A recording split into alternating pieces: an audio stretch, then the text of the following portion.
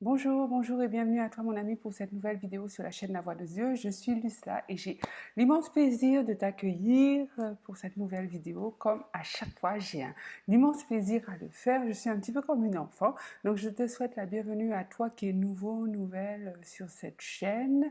Sois béni. Je ne t'oublie pas. Toi qui as l'habitude de regarder les vidéos de la chaîne La Voix de Dieu, sois béni. Tu as toutes mes bénédictions. Donc aujourd'hui, nous allons parler du thème de la protection divine. Hmm. Je sais, ça n'a rien à voir avec le titre que tu as vu sous cette vidéo, mais tu verras. Quoique, ça a beaucoup à y voir.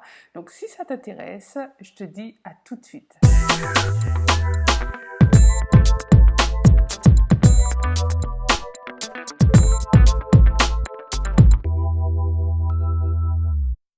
Donc, avant d'entrer dans le vif du sujet, j'aimerais savoir si tu as pensé à t'abonner.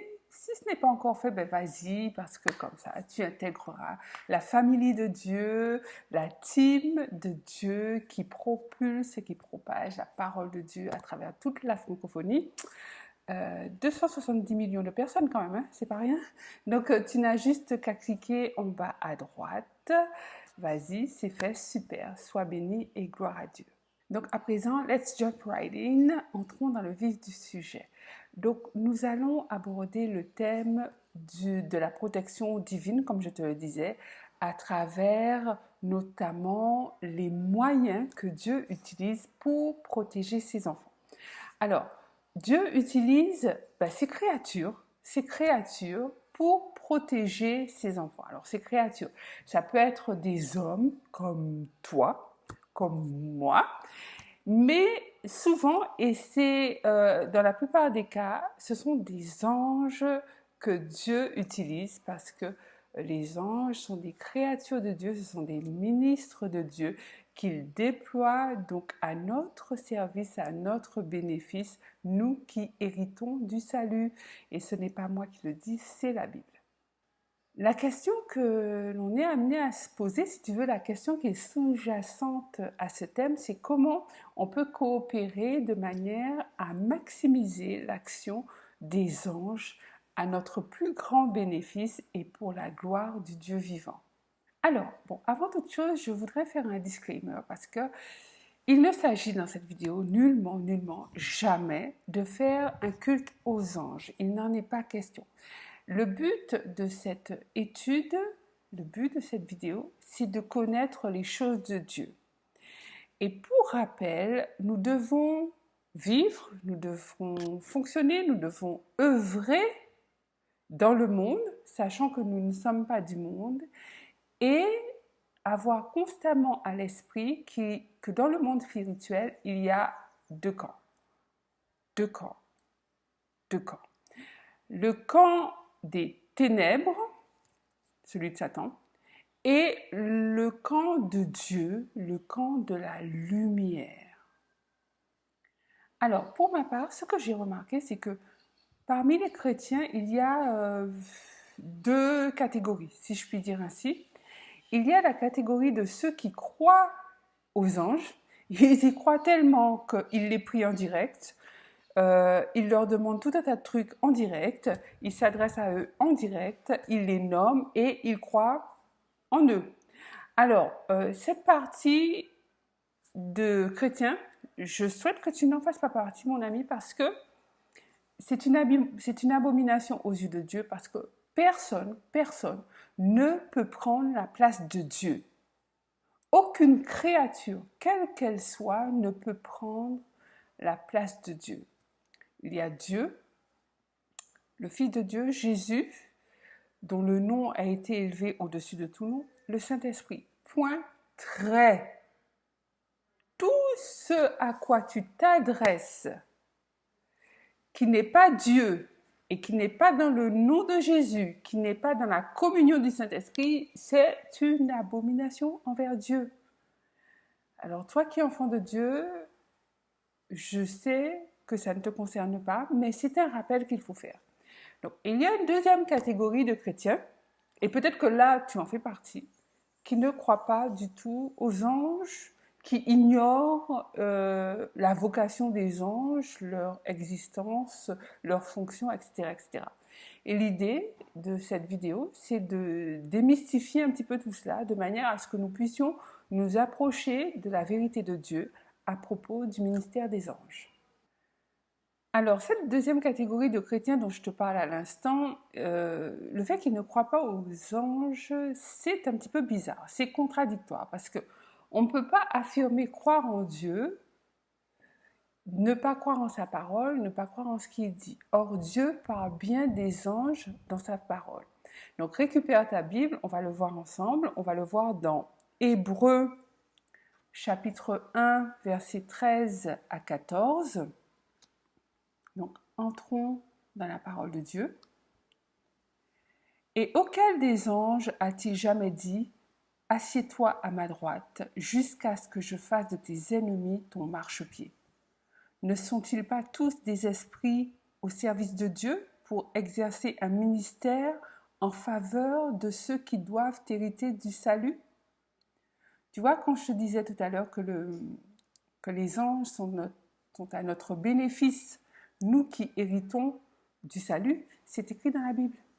Je n'ai rien inventé. Et ça, c'est waouh, parce que je veux dire, c'est génial quand même de savoir qu'on a des créatures de Dieu, des ministres de Dieu qui sont envoyés, mais spécialement pour nous, spécifiquement pour nous. Je veux dire, toi, si tu es enfant de Dieu,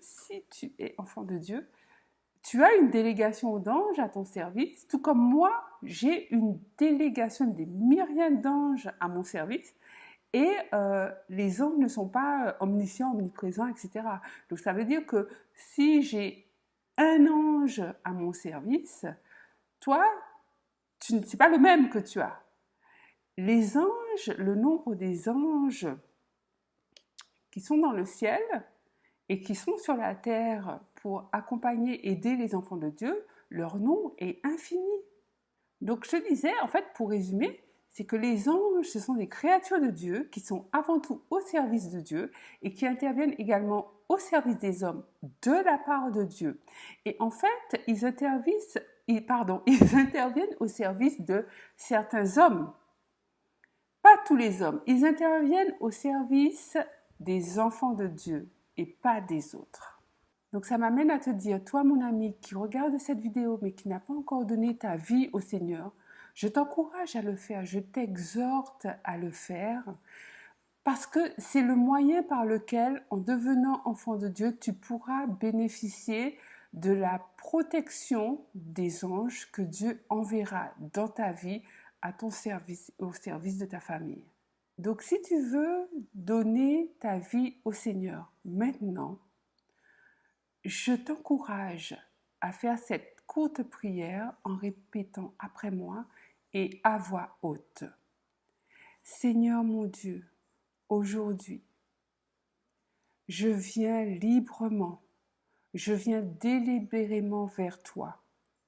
Je reconnais que Jésus est dorénavant mon Seigneur, mon Sauveur. Je reconnais que Jésus est mort à la croix pour moi, pour que je sois sauvé. Donc, à compter de maintenant, je le reconnais de manière définitive comme mon Seigneur, comme mon Sauveur et comme mon Maître.